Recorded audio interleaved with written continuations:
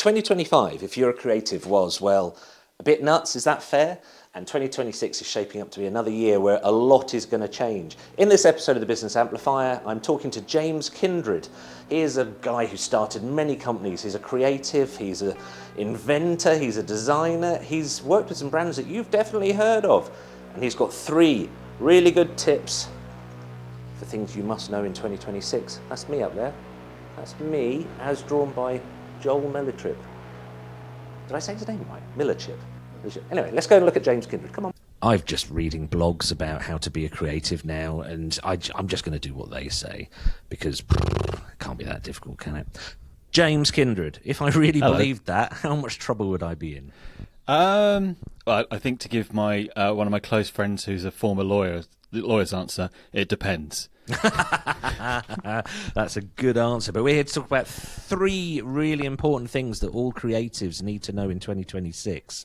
And I'm going to ask you to launch into number 1. Contracts. Contracts? People like me. It'll be fine. It'll be fine. Absolutely. I think you can, even as particularly as freelancers, I think you want to kind of, my terms and conditions are built on the series of mistakes that I've made over time.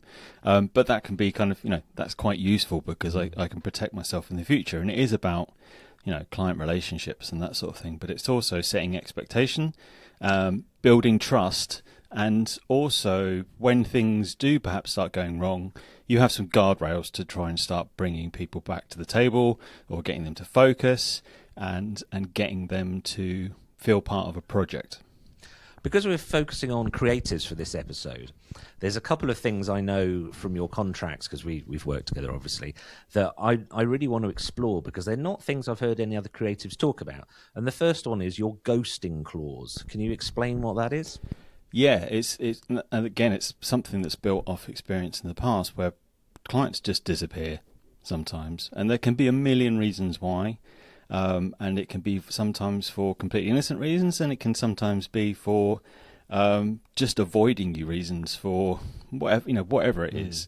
So I put something in that if I don't hear from a client within 30 days, then I have the right to cancel the contract. There's only one of me in my business. I manage my time between what I'm doing. What I don't want to be doing is second guessing when someone might or might not come back to me. So I have something in place, which is if you disappear, 15 days in, if you email me with something that's a genuine reason about why you've disappeared, completely understood, that's fine. The clock stops. But if you're not paying attention to the project for any particular reason, I just have that backstop in place that says, hey, it's 30 days, I've not heard from you, I'm cancelling the contract and billing for my time up to that point.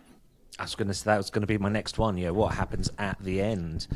So that's cool. That's a nice one. So let's go on to number 2, the second thing that all creatives need to know in 2026.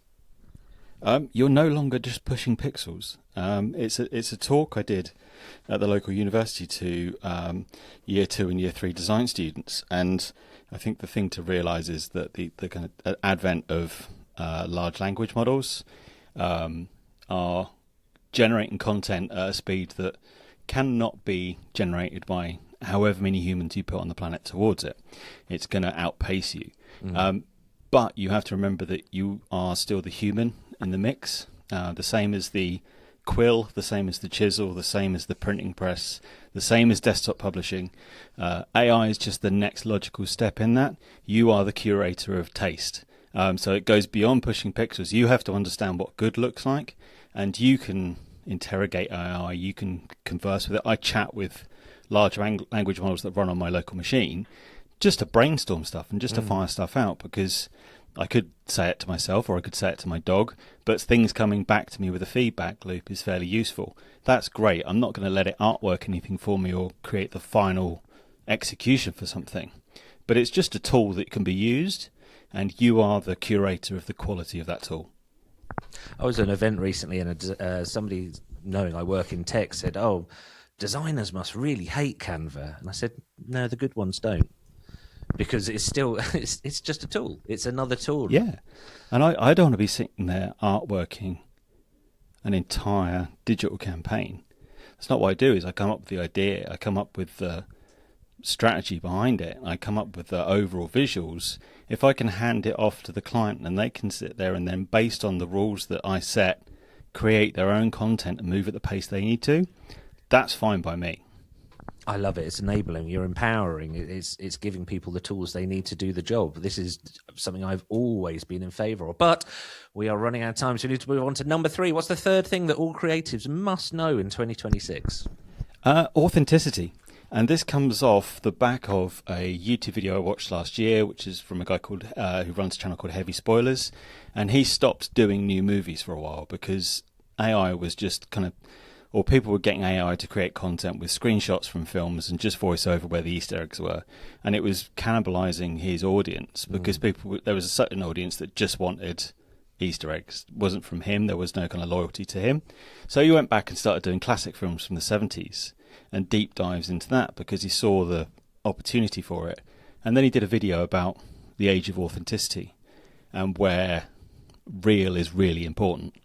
And I think that needs to be a lesson that's learnt across everyone, particularly in the creative industry, is that if you put true love, care and attention into something, people will still notice. And Joel Millichip put something on LinkedIn earlier today. Local illustrator we both have worked with. Yeah, Joel's a fantastic guy. And he said, he was asking the question about value creation in the industry and, kind of lamenting a little bit about how it had fallen away and people wanted instant results rather than good results.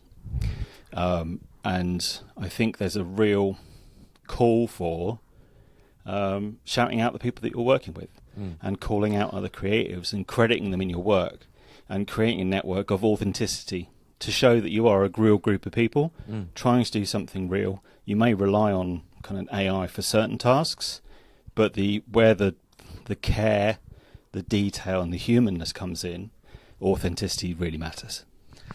And this is one of the things I love about being a creative and working with creatives, that when you hit that seam of authenticity without getting too woo, it's from the heart. You feel it. I coach people on YouTube and I can give them a spreadsheet showing them exactly which videos will perform well.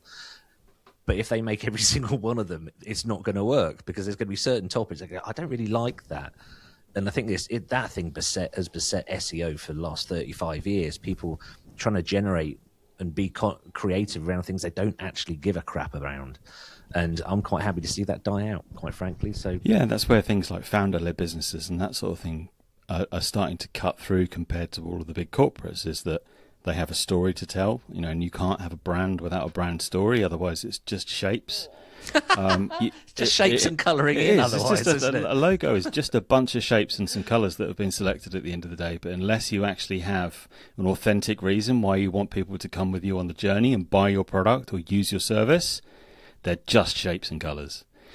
So you have to have a brand story behind it to reinforce everything. And the more authentic you can make it and the more point of difference, it's a USP basically. It goes all the way back to that. The more you can do to be honest and open and communicative about what you're trying to say to people, the better. And that includes people who are creatives who are generating this work for their clients. James, if somebody's just been listening to this and they've only got capacity to remember one thing that you've said, what would you like that to be? Authenticity. Just how concise? Just one word. Simple as that. Don't need a sentence. It all stems off that.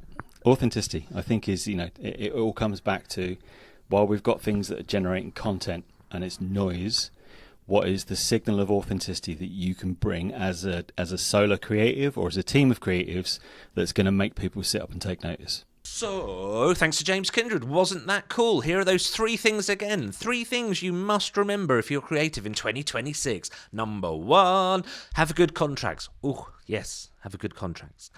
You'll thank me later. Well, thank James Kindred later. Number 2, you are no longer being paid to push around pixels. You are now a connoisseur of excellence. You're a tastemaker. You're the one who knows if it's going to work.